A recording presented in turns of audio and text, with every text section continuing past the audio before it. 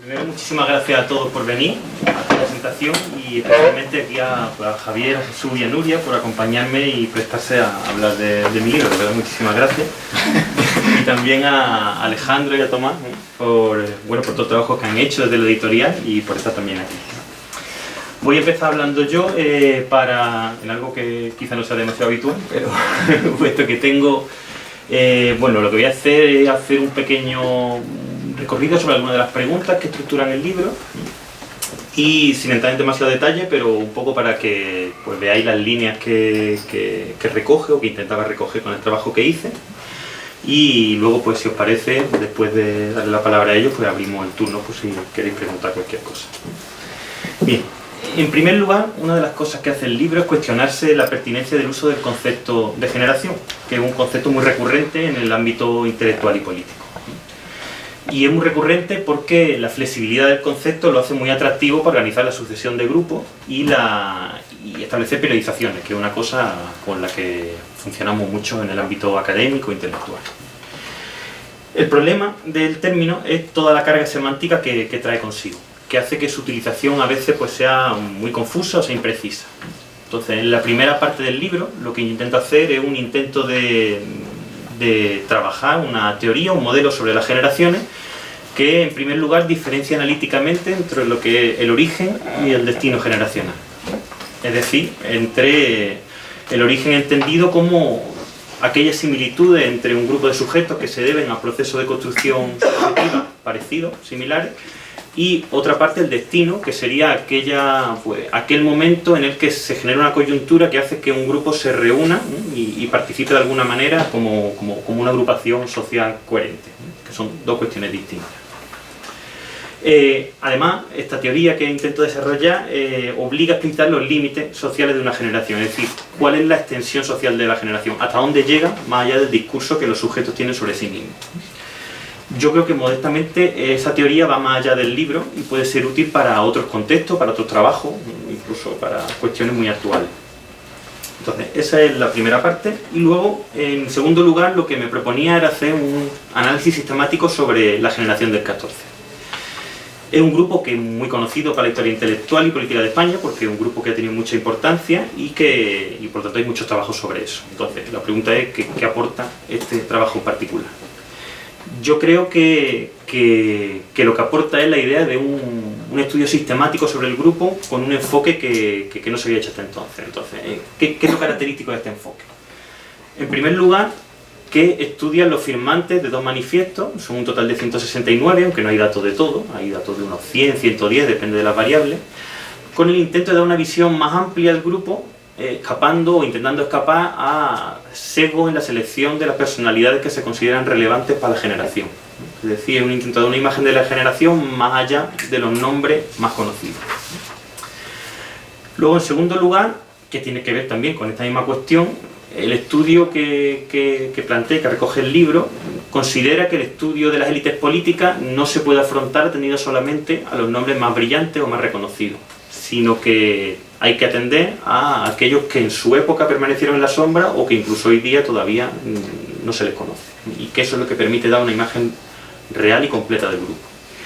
Y en tercer lugar, el libro tampoco se limita a estudiar la producción escrita de los miembros, aunque es una parte fundamental, sino que selecciona de manera razonada una serie de propiedades sociales como la clase social, la edad, el capital cultural, el lugar de residencia o la militancia política, para tratar de examinar la evolución del grupo, los efectos de generación y las trayectorias de sus integrantes, atendiendo a la relación entre estas propiedades que se estudian.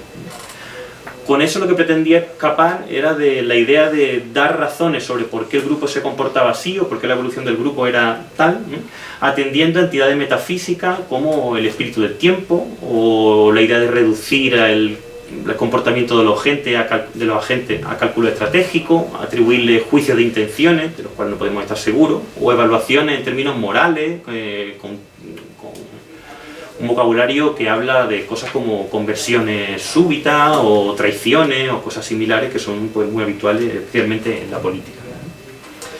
Por otra parte, y esta es la inversa, creo que quien lee el libro también puede entender que a pesar de tomar esos factores, esas propiedades sociales como referencia, no las utilizo o no hago funcionar a los agentes como si fueran meros reflejos de esas propiedades. Creo que hay un esfuerzo por intentar respetar la autonomía relativa de los contextos pragmáticos en los que esas personas operan. O sea, no digo cosas como que el comportamiento de tal persona es fruto de, o es producto automático mecánico de la clase social a la que pertenece. Bien, obviamente por una población tan amplia y un estudio de este tipo, pues requería un trabajo, un enfoque cuantitativo estadístico. En primer lugar, si se quería analizar el conjunto de la población. Y esto es lo que hago en los primeros capítulos, en los que analizo el perfil generacional, su evolución sociológica entre 1910 y 1936 y los conflictos políticos e intelectuales internos. Entonces, ¿qué se puede resumir de esta evolución? Pues de manera muy rápida, que la generación del 14 está a la vanguardia de un proceso de modernización del campo intelectual español en la época, que esa condición de vanguardia se caracteriza fundamentalmente por tres factores, que sería la apuesta por la autonomía del capital cultural, la especialización disciplinar de las distintas disciplinas en las que se orientan estas personas y el vínculo, que esto es muy importante también, de la mayoría de ellos con instituciones del Estado. Todos ellos trabajan o están vinculados de alguna manera con instituciones estatales. Pero al mismo tiempo, la generación del 14 está dividida entre dos tendencias en el ámbito político. Por un lado, una parte se orienta más hacia una práctica política típica del parlamentarismo de notables, y hay otro grupo que tiende más a integrarse en una práctica característica de los partidos de masa. Y en ese sentido la generación del 14 está dividida en lo que yo llamo dos unidades generacionales políticas. En cualquier caso, estos intelectuales del 14 aspiraron a liderar políticamente a grupos sociales que tenían una creciente influencia en la esfera pública. Y esta influencia se debía precisamente a esos modelos organizativos que eran los partidos de masa. El problema es que muchos de estos intelectuales no fueron capaces de ver que ese nuevo modelo, esos partidos de masa, le impedían mantener la influencia que tenían a causa del tipo de práctica política a la que estaban habituados, que era la característica del mundo de la sociabilidad restringida de los notables. Es decir, que la facilidad con la que ellos eran reconocidos, a la vez como líderes intelectuales y políticos en espacios muy restringidos, como eres de la política de la Restauración, con el Ateneo, las tertulias, etc., empezaba a ser cada vez más difícil conforme los partidos de masa iban teniendo más influencia. Y eso muchas veces le llevó a una enorme frustración a la hora de sus intervenciones políticas. Bien, pero el enfoque cuantitativo, el enfoque estadístico, no era suficiente y había que complementarlo con un trabajo de tipo cualitativo, que es un análisis comparado de trayectoria. Porque esto permite reconstruir relaciones entre las propiedades sociales estudiadas y explicar algunas de estas dinámicas generacionales con una finura que el análisis estadístico de los datos no permite. Por ejemplo, con ese análisis de trayectoria pues se puede ver cómo operan en la práctica, cómo operan en las relaciones concretas entre los individuos a través de su intercambio en las cartas, de su manera de estar en los sitios, los principios que estructuran el campo intelectual, una cosa que es fundamental para la generación del 14. O cómo funcionan las barreras sociales que filtran el acceso de las personas a esas élites intelectuales y políticas. O por qué la agrupación generacional no pudo ampliarse, como deseaban fervientemente muchos de sus integrantes, a la burguesía industrial modernizadora de la época. En este aspecto, en esta parte del libro, destacan por su rareza en términos historiográficos dos figuras como Tomás Álvarez Angulo y Francisco Núñez Moreno, que tienen trayectorias que son muy poco habituales en estudios de este tipo. Uno es un obrero madrileño que acaba siendo empresario y político gracias a su ascenso en la estructura del Partido Socialista, y el otro el hijo de un cacique de un pequeño pueblo de Andalucía que se vincula marginalmente con la generación. El análisis de estas figuras permite ver precisamente lo que yo llamo en el libro el negativo de la generación, es decir, quién o quiénes, por tener propiedades muy extrañas, reflejan precisamente por su entrada en el grupo todas las dificultades que tienen que atravesar quienes tienen pues, un origen social o características que hacen muy poco previsible su integración en esos espacios. Y ya por último, con esto termino, quiero comentar brevemente el título del libro, La educación política de las masas, que dicho sea de paso, pues debe mucho a Alejandro y a Tomás en las conversaciones sobre la edición del libro, y que se lo radico además. Educar a las masas era uno de los objetivos de este grupo, de esta generación, que se sabía o se percibían a sí mismos como una minoría privilegiada que tenían un proyecto de país que se definía en términos intelectuales y que aspiraban a transmitirlo a las masas educándolas. Obviamente esta cuestión es una cosa que resuena en la actualidad porque esta disposición intelectual, esta forma de entender la participación intelectual en la política no es exclusiva de la España del principio del siglo XX, sino que sigue presente o sigue de plena actualidad. De hecho, notables del liberalismo, vanguardias revolucionarias, tecnócratas, especialistas en sondeo, o en marketing o en la elaboración de discursos, comparten de distintas maneras y con un éxito variable, pues esa fantasía de la imposición de la razón. Cada cual tiene una definición propia de lo que es esa razón en el mundo de la política. En el libro yo intento explicar por qué este proyecto, en el caso de la generación del 14, no fue posible o no se culminó. Pero yo espero que esto también inspire a otros estudios que actualmente traten de comprender los límites estructurales de esta forma de entender la política. Eso es lo que yo tengo que decir.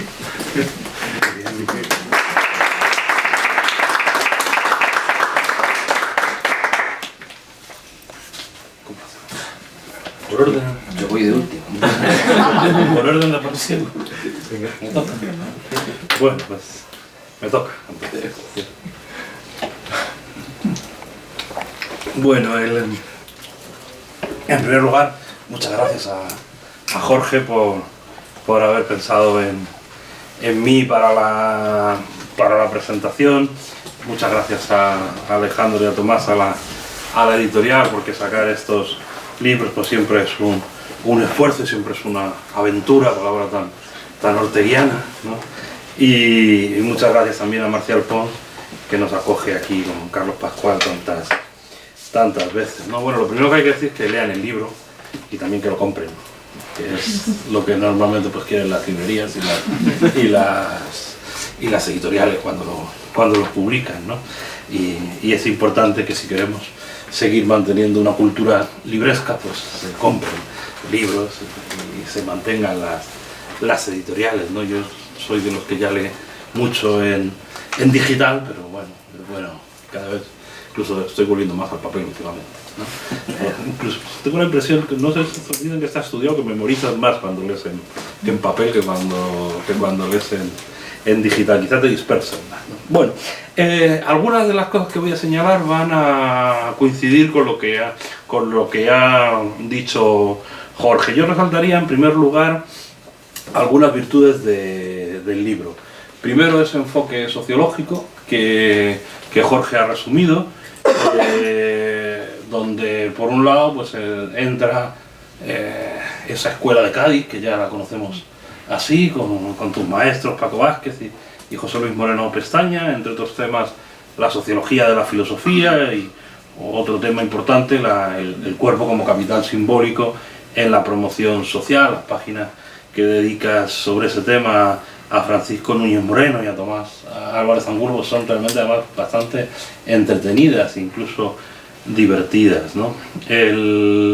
Las aportaciones de la sociología francesa, de Pierre Bourdieu, y de los campos profesionales, en concreto el campo intelectual, también el campo simbólico, las distintas teorías de las generaciones de Ortega, de Mannheim y de Moyer, al que tuve ocasión de conocer cuando tu tesis doctoral, y la verdad que es un hombre con una cabeza muy interesante, y también el estudio de los intelectuales franceses siguiendo a Christophe Charles, ¿no? entre otros, ¿no?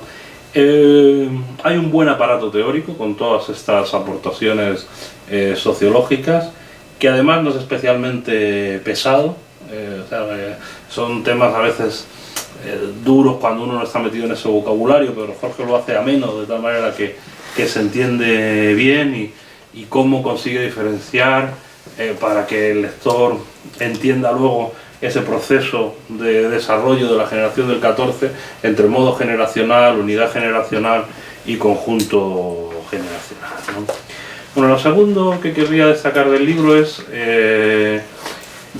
cómo Jorge afronta, por un lado, una definición, una caracterización de la generación del 14 en su conjunto, y luego haré alguna referencia a eso, y el estudio prosopográfico, ¿no? de varios de los personajes de esa generación, y como él ha señalado, pues de algunos que son poco conocidos, que en su momento tuvieron una cierta relevancia o no tanto, y que nos permiten conocer mucho mejor quienes se agruparon en torno al 10 y al 14 con idea de hacer una aportación política a un sistema que, como luego comentaré, que estaba empezando a sufrir una crisis importante, ¿no?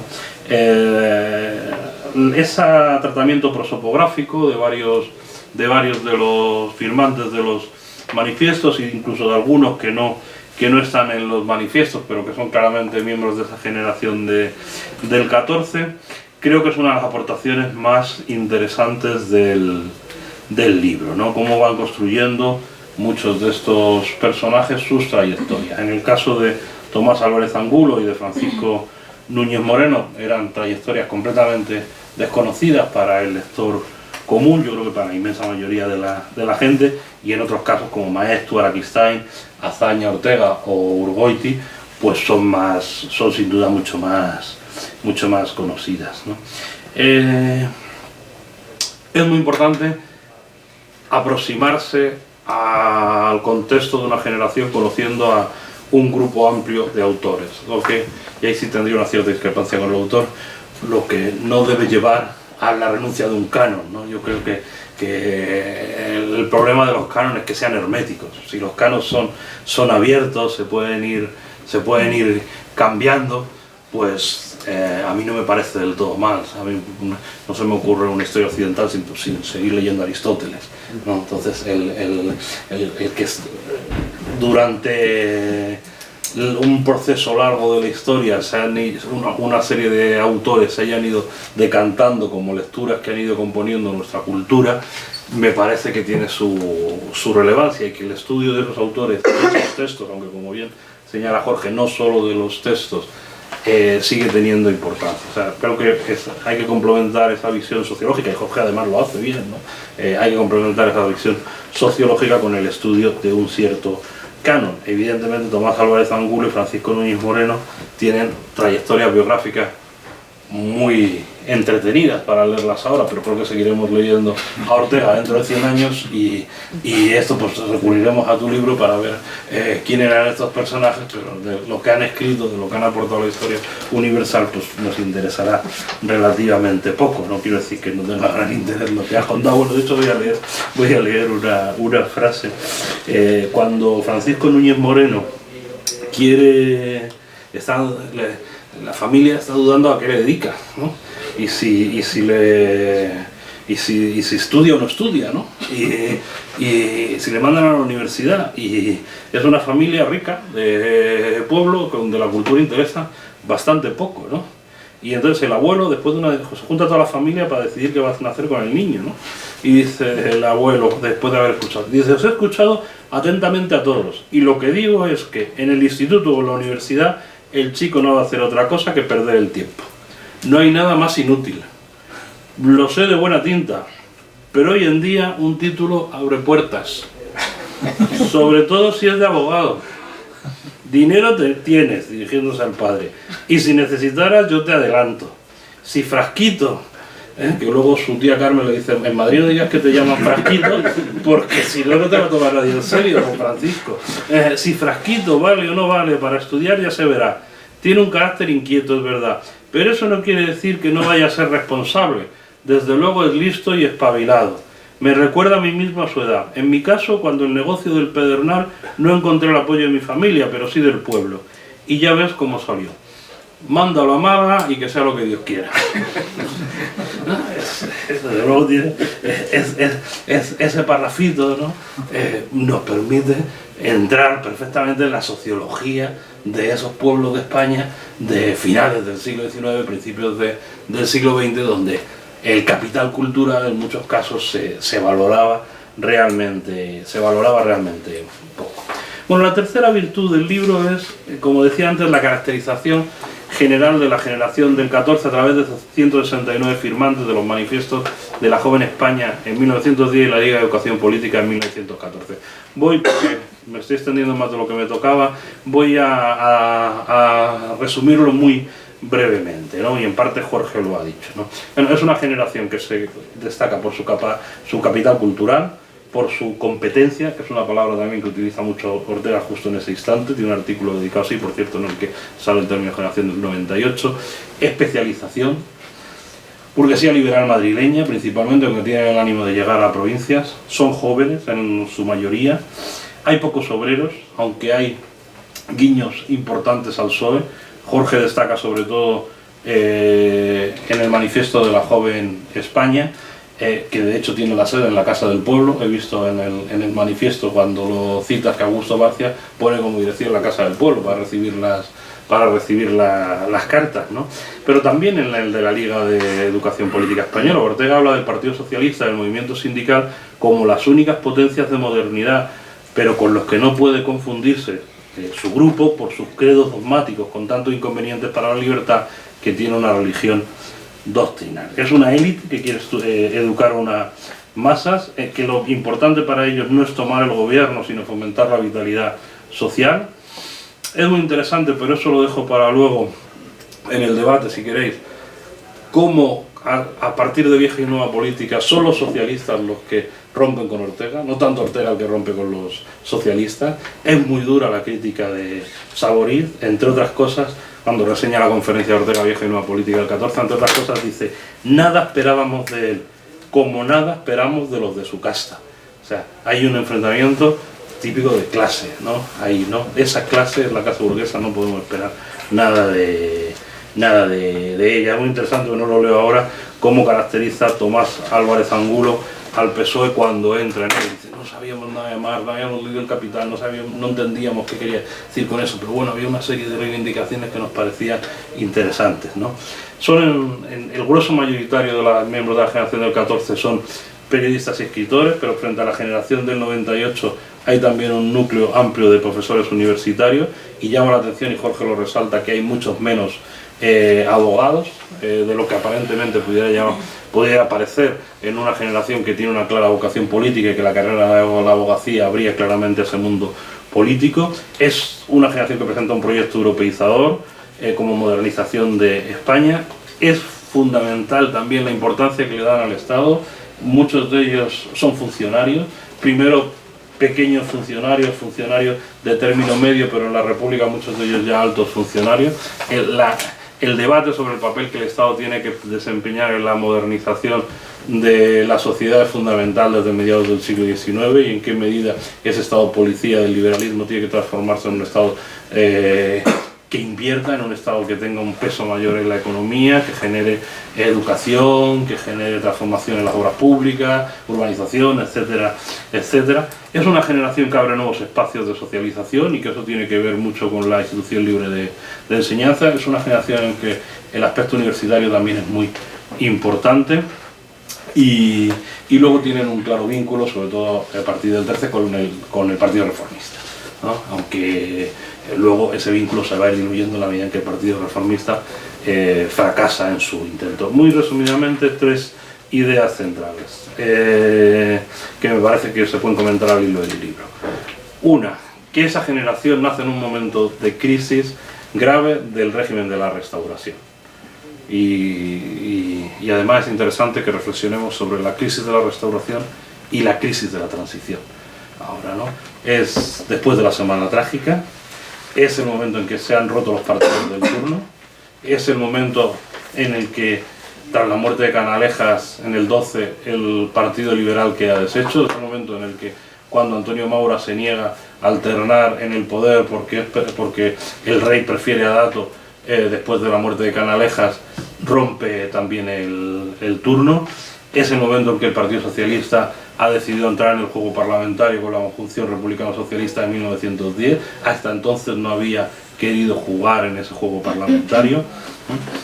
El otro aspecto que me gustaría destacar es que Jorge lo señala, pero en otro sentido al que le doy yo, ¿no? Es la evolución de los miembros de la generación desde un punto de vista más ideológico. Es Me parece que esa es una de las claves para entender ese proceso y la quiebra del sistema liberal en España, en esos años de entreguerras. En torno a 1910-1914, el grueso de los intelectuales más importantes que están en esos dos manifiestos defienden algo que podemos definir, luego si queréis entramos en ello, como un socialismo liberal, o como un liberalismo social, depende de donde ponga uno el acento. Bueno, de ahí la evolución va a ser totalmente diferente en ellos. Maeztu va a derivar, es discutible si Maeztu es de esa generación o no, como Jorge le pone, pero él es, Maeztu va a derivar hacia un tradicionalismo que no renuncia por eso a ciertos aspectos modernizadores. Fernando de los Ríos va a hacer una militancia ya clara en el PSOE sin renunciar al socialismo liberal, pero al final apoyando la revolución del 34. Araquistáin se va a convertir en el símbolo del bolchevismo en España como mano derecha de Largo Caballero, y quizá Ortega y Azaña son los que mantienen una posición más coherente a lo largo del tiempo. Evidentemente Ortega con una deriva mucho más conservadora a partir de los años 20 y sobre todo después de la guerra civil.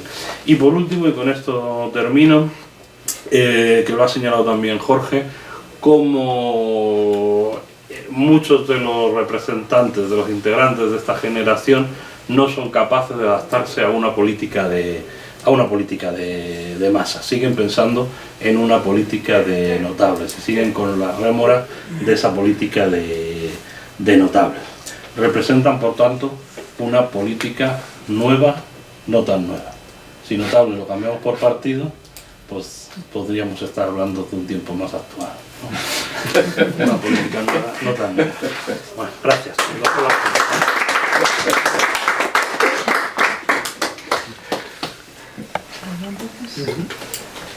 Bueno, pues buenas tardes a todas y todos.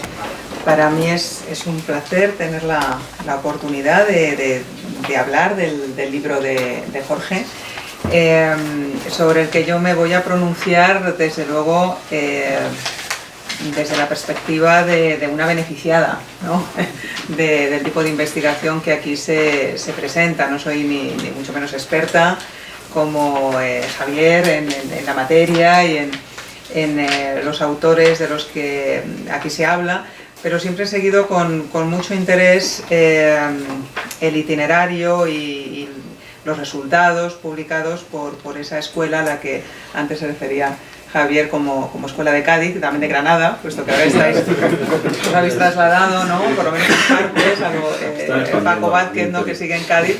Siempre he seguido con mucho interés tu trabajo, el trabajo de José Luis Moreno Pestaña, de Paco Vázquez, desde luego, y también de Francisco Carballo, porque me habéis abierto perspectivas que creo que son muy productivas, no solamente en el espacio de la sociología de la filosofía, que de una manera tan rigurosa habéis presentado y habéis exhibido, incluso nos habéis familiarizado con ella, a muchos de los que veníamos de una tradición mucho más endógena, de una idea, digamos, del canon de la filosofía, mucho más hechizada, digamos, por la promesa de la teoría, por la teoría que en el fondo nos salvará, incluso desde el punto de vista práctico. Nos habéis familiarizado, habéis hecho un esfuerzo considerable por familiarizarnos a personas que no veníamos de esa tradición, precisamente con los puntos de vista y con, desde luego, las condiciones metodológicas de la sociología, del conocimiento de la sociología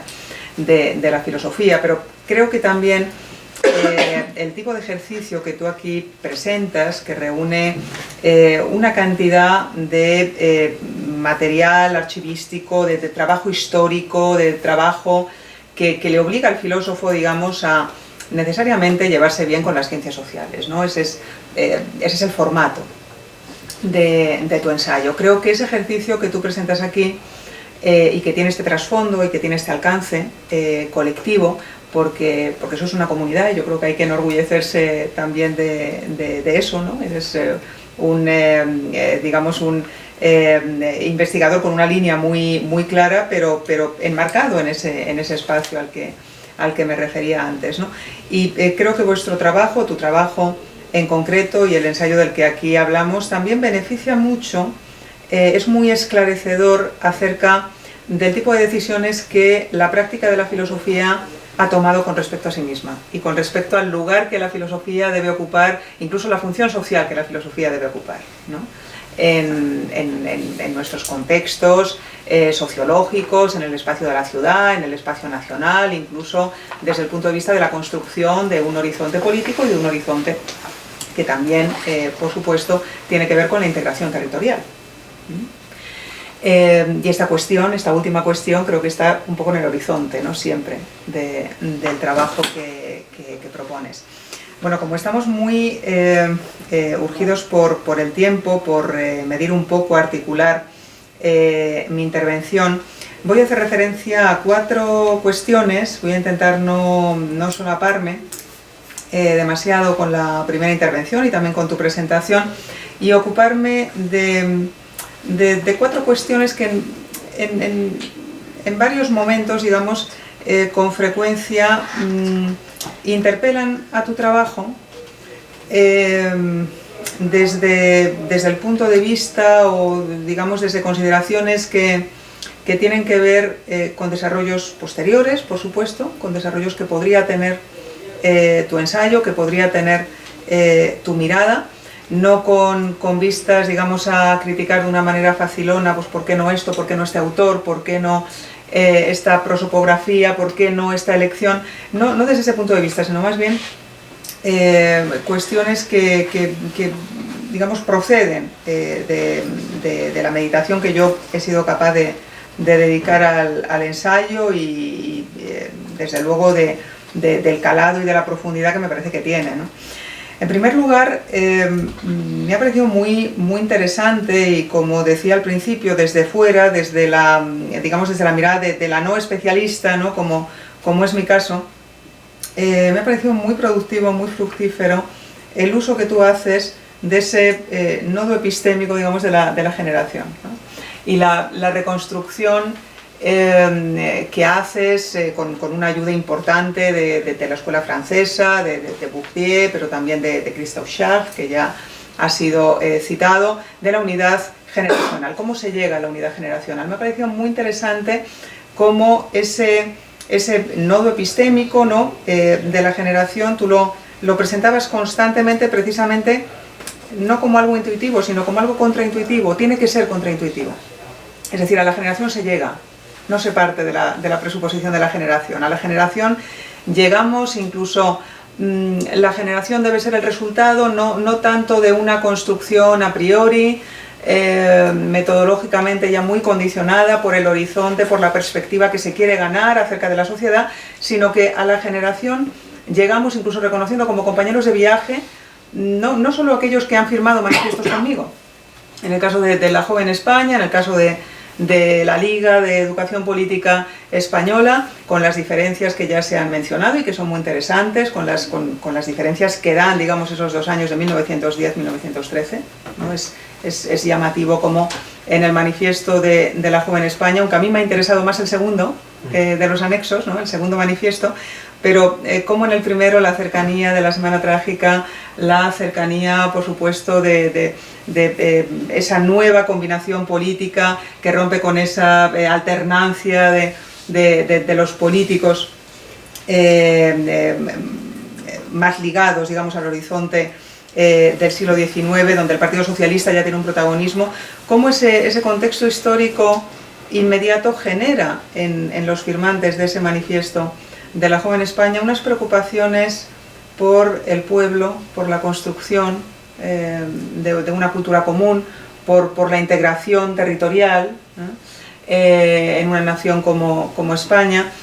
Aparecen una serie de consideraciones que, sin embargo, en el caso del segundo manifiesto parecen quedar de una manera más tácita, ¿no? Parecen transformarse las preocupaciones, ¿no? Y creo que ese ejercicio que tú haces para reconocer cómo en los movimientos intelectuales hay también una serie de resonancias, hay una serie de impactos que deben ser analizados del presente, de las preocupaciones del presente y de los acontecimientos del presente. Creo que eso deja una huella, lo presentas además muy bien, lo presentas de una manera como señalaba Javier, muy divulgativa, pero al mismo tiempo muy rigurosa, ¿no? Y en esa presentación que tú haces de estos dos conjuntos de firmantes, precisamente reparando, haciendo hincapié en esta nota de lo contraintuitivo, me ha gustado mucho esa voluntad de señalar, pues en el fondo, un principio hermenéutico fundamental para el sociólogo, pero que debería ser también fundamental para el filósofo, porque forma parte de nuestra propia cultura hermenéutica, ¿no? Que no hay que hacer demasiado caso a los autores, no hay que hacer demasiado caso muchas veces a los pensadores, al punto de vista que el pensador tiene sobre lo que él ha hecho, sobre su obra, sobre el alcance de su trabajo filosófico, porque lo importante es lo que se ve desde fuera, lo importante es lo que se ve desde el contexto, lo que se ve de manera grupal, digamos, por los efectos colectivos que tiene el propio trabajo, ¿no? De manera que esa rehabilitación que tú haces del término generación, claro, es una rehabilitación, pero con una transformación importante, que no cae en los peores errores de un estructuralismo que de alguna manera tendríamos que meternos todos en vena, ¿no? Como en los años 60 o 70 del pasado siglo, y entonces comprender claramente o esclarecer de la mano de esas asunciones metodológicas, pues el tipo de espacio cultural, de espacio sociológico y de espacio intelectual al que nos enfrentamos, sino que aparte de esos operadores también es importante reconocer cómo funcionan los grupos, reconocer qué tipo de intereses ponen en juego y sobre todo a qué tipo de resultados llegan, ¿no? En segundo lugar,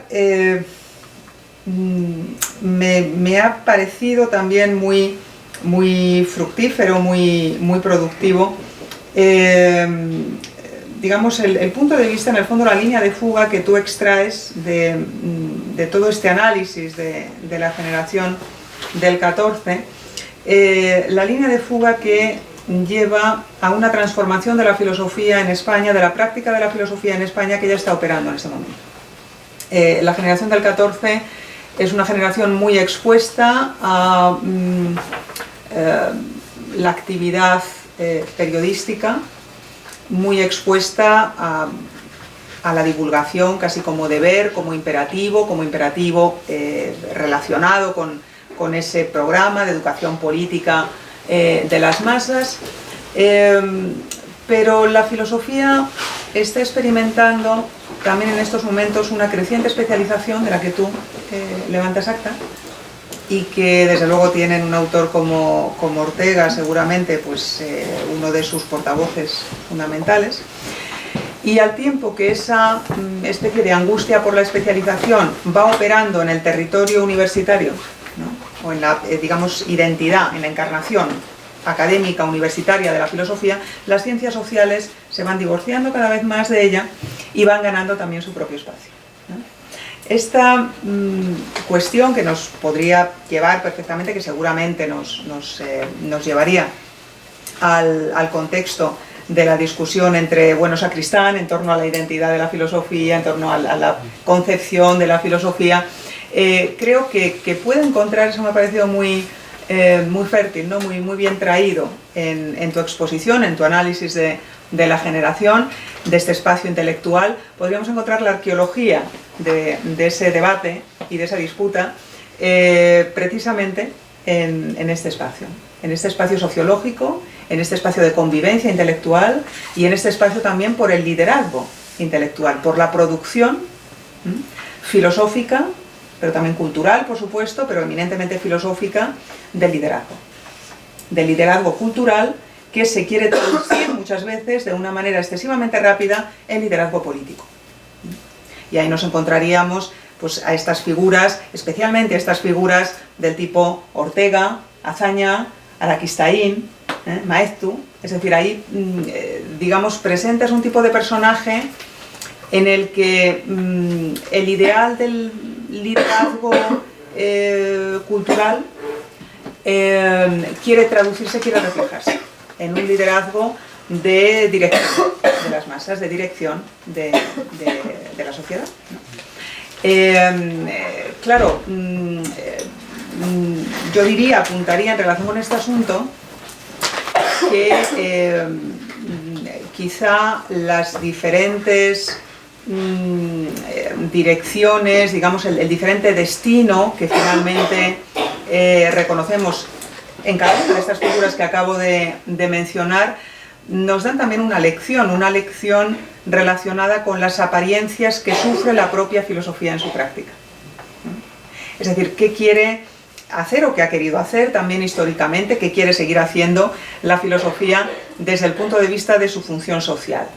¿Qué tipo de ilusiones, qué tipo de viajes a Siracusa, qué tipo de hechizos teóricos, como el que mencionaba antes, ha sufrido la filosofía, de manera que un progresivo ensimismamiento, en momentos especialmente de crisis y de crisis social, incluso también de crisis académica, se convierte, digamos, en una suerte de fenómeno de consuelo, ¿no? de dispositivo de consuelo para aquellos que se dedican a esta actividad, ¿no?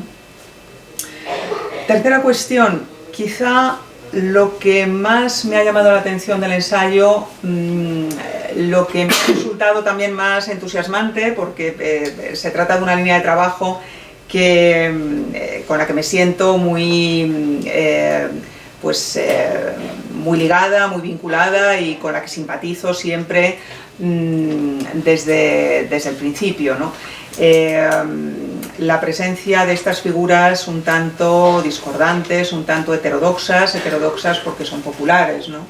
La presencia de Álvarez Angulo, de Núñez Moreno, es decir, reconocer la formación, la gestación, la llegada al capital cultural, la llegada, digamos, al espacio intelectual, el ingreso en el espacio intelectual de estas dos figuras, de un individuo que procede de una población obrera, de un espacio social trabajador, el hijo de un cacique de Periana, de un pueblo de Málaga, de un pueblo que nos obliga a mirar a la periferia, y de hecho la periferia está muy presente en tu texto, está muy presente en el ensayo, ¿no?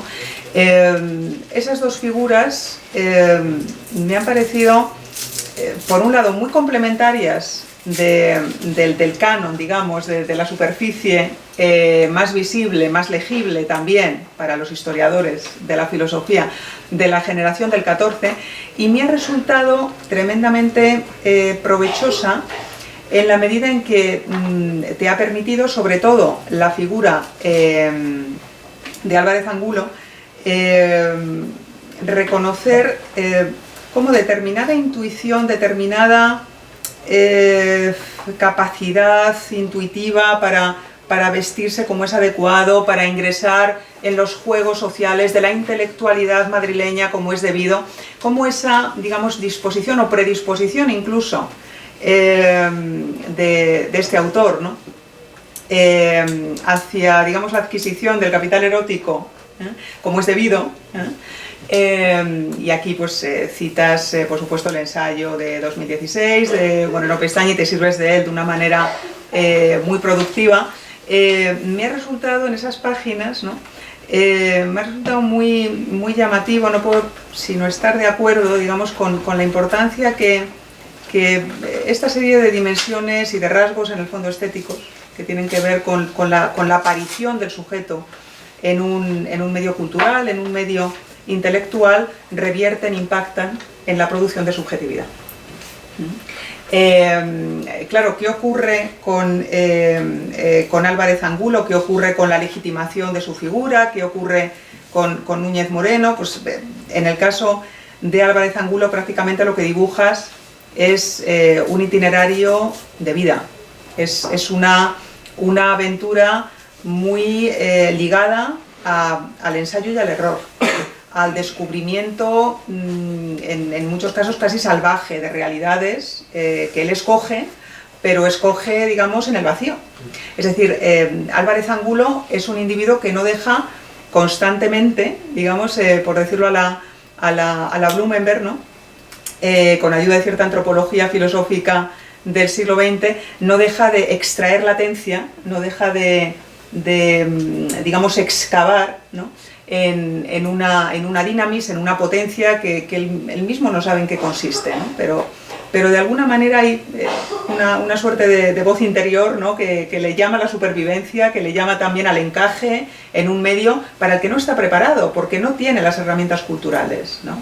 para encajar de principio en ese espacio. En el caso de Núñez Moreno, la periferia se une con vínculos muy profundos y que tienen todo que ver con el Kairos y con la oportunidad, con el conjunto de propagandistas católicos ligados a Herrera Oria, es decir, con un medio en el que el catolicismo en España y el catolicismo en la periferia sale a relucir. De manera que, ¿qué aportan, digamos, estas figuras?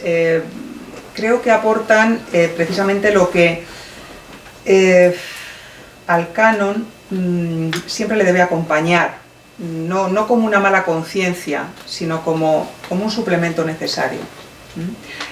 Hay excepciones, hay singularidades, y esas singularidades, como suele ocurrir, no es que emborronen las normas, las clarifican, porque muestran las dificultades, muestran los rasgos incluso épicos que determinados sujetos han tenido que asumir, precisamente para llegar a ser quienes han sido, precisamente para construirse como sujetos. Una cuestión que me ha parecido especialmente trágica, nos ponemos un poco exagerados, ¿no? en relación con este carácter un tanto excepcional, ¿no? de estos dos personajes, la centralidad de Madrid. El hecho al que tú te refieres, y lo había visto en trabajos tuyos, también de José Luis Moreno Pestaña, trabajos, digamos, de vuestro entorno, como el capital cultural no vale nada si no hay un mercado, no vale nada si no hay una vieja ley, por otro lado, de Bourdieu, ¿no? De la formación de campo social en Bourdieu, ¿no? Como muchas veces la información y el mensaje que se lanza desde el centro a la periferia es un mensaje engañoso.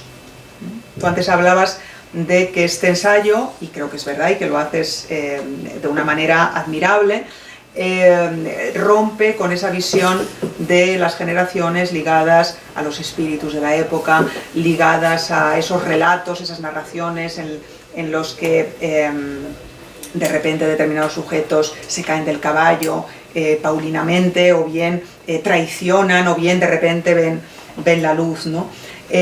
Rompes con eso, pero también manifiestas, al romper con esa tradición especialmente, digamos, exageradamente idealista, precisamente por la vocación sociológica que tiene tu texto, revelas mensajes que no tienen nada de liberales, que no tienen nada de neutrales, que no tienen nada de imparciales. Por ejemplo, mensajes que el centro, ya digo, lanza a la periferia, ¿no? Otra cuestión emparentada con estos dos sujetos que me han parecido tan relevantes en tu ensayo, la aparición en el mismo del aprecio que cierta intelectualidad española, y en concreto la generación del 14, pero de aquí me voy sobre todo a la generación del 27, muestra hacia el saber popular.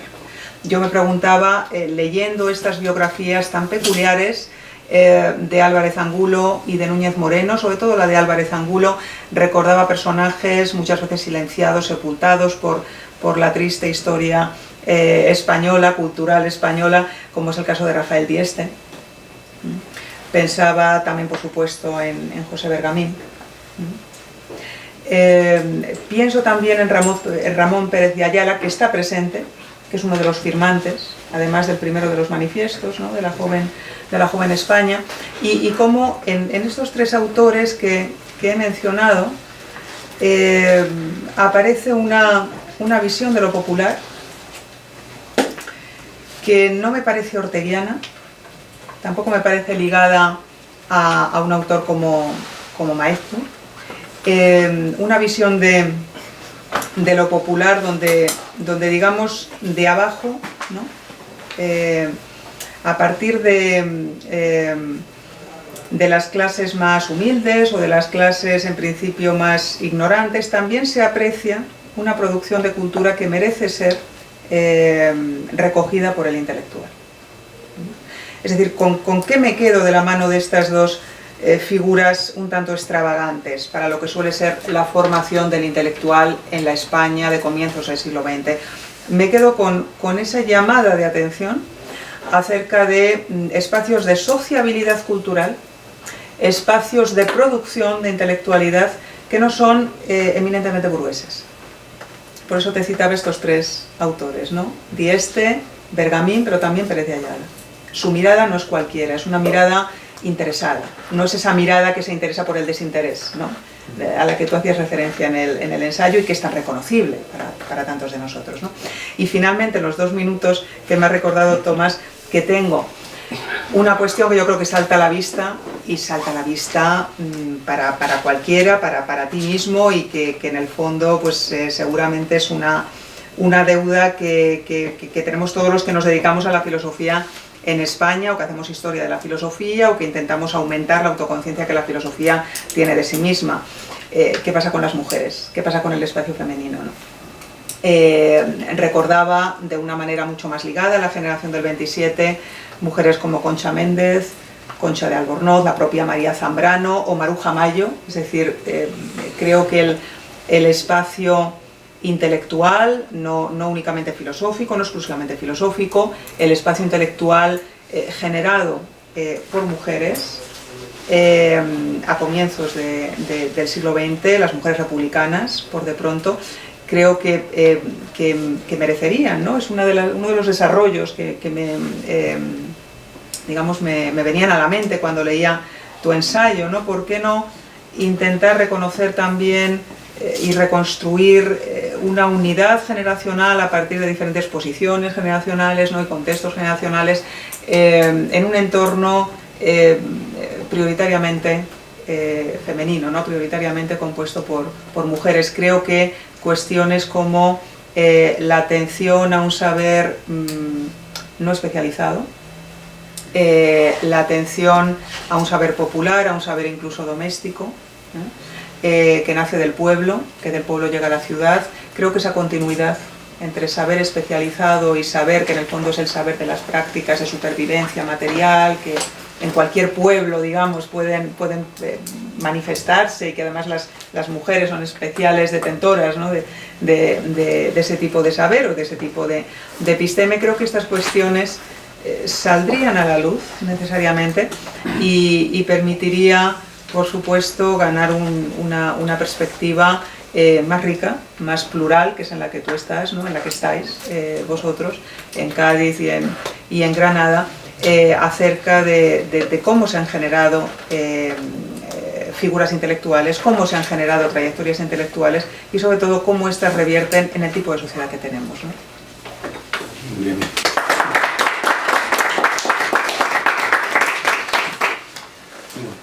Bueno, pues para mí decir que es un placer estar en esta mesa y un honor que Jorge me haya pedido presentar su libro en tan buena compañía con Javier y con Nuria. Y sin más, porque veo que el tiempo se acelera, paso a leer las reflexiones muy apuradas que la lectura del libro en su momento y la relectura de partes de él me suscitó ahora para la presentación.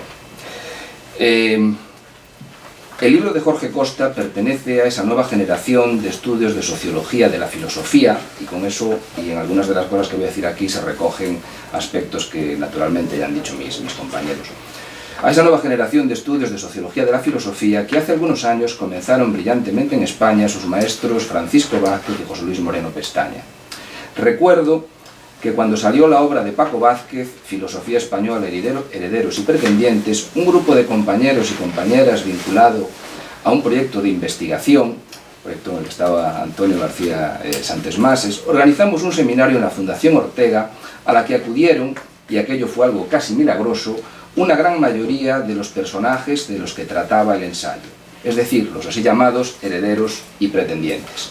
Hubo muchos momentos de interés, algunos de ellos no exentos de tensión, pero una constante podía percibirse en casi todos los protagonistas: la extrañeza, a veces mayor, a veces menor, ante el relato que destilaba el libro de Paco Vázquez. Puesto de otra manera, la foto que allí aparecía era reconocida solo a medias y a veces muy poco por los personajes concernidos. Esa misma actitud de extrañeza presidió también una buena parte de la recepción que tuvo el trabajo en la academia. Acostumbrados a un tratamiento clásico de historia de las ideas, donde los materiales usados suelen ser los libros desencarnados y donde como mucho se sitúan los textos en un ligero contexto social y político, ofrecer como elementos explicativos importantes el bagaje económico, cultural y familiar, las variantes de género, las relaciones y redes formadas por revistas y editoriales o las vinculaciones con asociaciones políticas y la misma Iglesia, produjo un cierto estupor. Sin embargo, en mi caso, era precisamente esa visión diferente, esa historia distinta de las ideas, que conmocionaba de alguna manera a sus protagonistas y a los receptores más académicos, lo que suscitaba mi admiración. Y lo mismo me ocurrió con el no menos excelente volumen de otro buen amigo, también ya mencionado, José Luis Moreno Pestaña, sobre la norma de la filosofía en la Academia Española de Posguerra. Pues bien, y aunque no es fácil estar a la altura de esos dos grandes maestros y pioneros del género en España, he de decir que el libro que hoy presentamos, primorosamente editado por Siglo XXI, tiene una solvencia y finura interpretativa que es digna continuadora de quienes han sido sus mentores, lo que augura, dada la juventud de Jorge, un enorme futuro a este tipo de estudios realmente necesarios en el panorama español. El foco de la obra es ahora la generación del 14, y la lente de aumento que Jorge aplica nos brinda un retrato también distinto, singular, de este crucial grupo humano de la cultura española del siglo XX. En efecto, tomando como punto de partida la firma de dos manifiestos de signo distinto, el autor va mostrando con paciencia y sabiduría las entretelas que estaban condicionando secretamente las vidas y decisiones de los actores, desde el capital cultural, económico y político al erótico. El resultado, al menos para mí, es desmitificador, sanamente desmitificador, pues devuelve a los protagonistas del relato, agiografiados en un buen número de las publicaciones con las que contamos, no es el caso de la biografía de Ortega de Javier Zamora, devuelve a los protagonistas, digo, a su factura humana y en tal medida nos permite, me parece, comprenderlos mejor y entender de modo más empático los proyectos que tenían en la cabeza, compartamos o no sus puntos de vista. En este sentido, resultan muy ilustrativas las biografías, como ya han señalado mis compañeros, de los parias de ambas facciones generacionales. Me estoy refiriendo a los relatos y análisis de las trayectorias de Tomás Álvarez Angulo y Francisco Núñez Romero, narrados en el capítulo 6. Creo que estas páginas son uno de los grandes aciertos del libro, sobre todo si se ponen en relación con las del capítulo anterior, el quinto, donde se hace un ejercicio semejante, pero esta vez con las vidas de los cuatro de los grandes de la generación: Araquistáin, Azaña, Maeztu y Ortega. El juego de espejos que Jorge establece entre los dos grupos, más las propias afinidades y divergencias que marcan a los 6 protagonistas, justificaría ya de por sí el libro y su lectura, al darnos una cabal visión de la complejidad de esta generación y sus pretensiones. Si quitamos la esencial parte metodológica que se desgrana en la introducción y sobre todo en el capítulo 1, me parece que el corazón del ensayo podría situarse en los 2 capítulos mencionados, los dedicados a Álvarez Angulo, Núñez Romero, Araquistáin, Azaña, Maeztu y Ortega. Podrían, en los capítulos estos mencionados, más el cuarto, el que se ocupa de filosofía y universidad en la generación del 14. Creo que esos 3 capítulos son el gran corazón del libro para mí. Muchos de los temas y asuntos de primera magnitud que toca de modo original este trabajo, son muchos los asuntos y temas que toca el libro de Jorge. Y para alguien apasionado por ellos, como es mi caso, un libro así resulta un caramelo peligroso.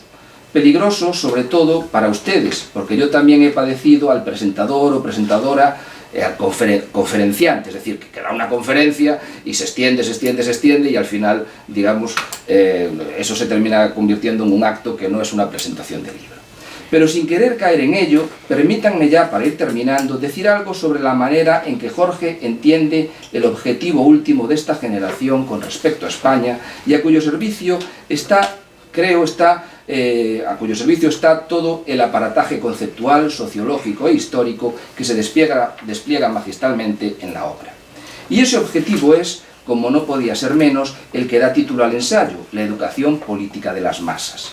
Porque en efecto, creo que el autor ve con gran claridad que la generación del 14, en cualquiera de sus facciones, Se contemplaba a sí misma, como también se ha dicho aquí por mis compañeros, como una generación reformadora social y política, una generación educadora. Son un grupo de intelectuales que descreen del país que tienen y buscan otro. El título de la conferencia de Ortega, Vieja y Nueva Política, lo dice todo. Ahora bien, una de las cosas que el libro deja claras es que en tal objetivo la mayoría de ellos parece aspirar ciertamente a un país nuevo, pero el medio para conseguirlo, en última instancia, no son sino odres viejos, es decir, una especie de parlamentarismo de notables que esta vez sí debería ser verdaderamente digno de ese nombre. Se trataría de hacer una especie de revolución desde arriba, eligiendo a los mejores y con la que, por tanto, toda persona de sano y buen juicio tendría que estar de acuerdo. Desde las élites, siendo verdaderamente tales, a las masas, las buenas masas no rebeldes, que en buena teoría orteguiana deberían ser sensibles a los egregios, a los notables. Ahora bien, el problema es que semejante cosa parecía no encajar con la evolución del mundo que se estaba produciendo en esos momentos, y en consecuencia el proyecto no podía sino colapsar.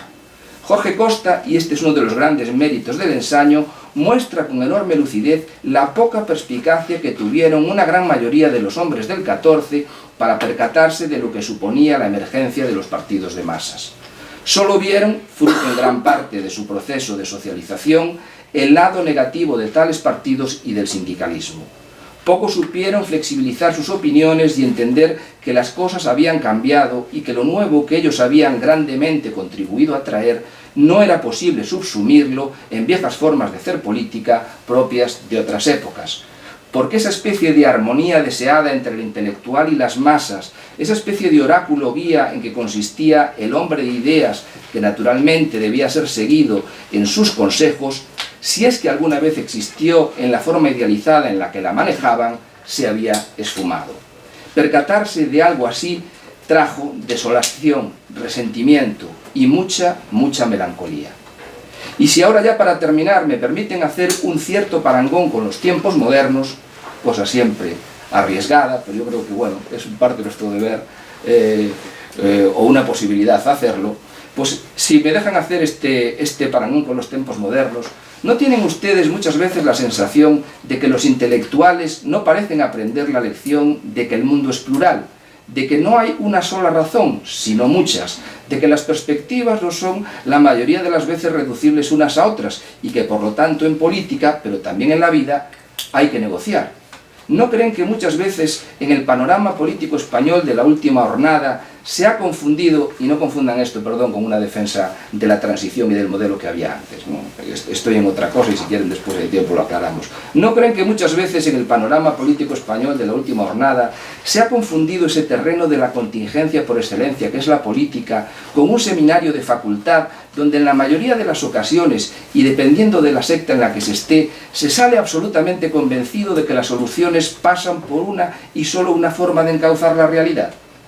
Una de las cosas maravillosas que nos enseña el magnífico libro de Jorge, y él ha insistido yo creo aquí también hoy en su presentación, es que pensar así es un viejo sueño racionalista que ha hecho mucho daño cuando ha sido trasladado a la política. No hay una sola razón, ni un solo conjunto de ideas en las que deban de ser educadas las masas para el bien de todos. Por eso, y por otras muchas cosas, cuando los intelectuales entran en política, deberían intentar ir más allá de sus propios esquemas ideales y aprender de la realidad. Lean, por favor, el libro de Jorge. Nos ofrece buena filosofía, buena sociología, buena historia, y además también nos sirve para reflexionar los tiempos presentes. ¿Qué más se puede pedir? Muchas gracias.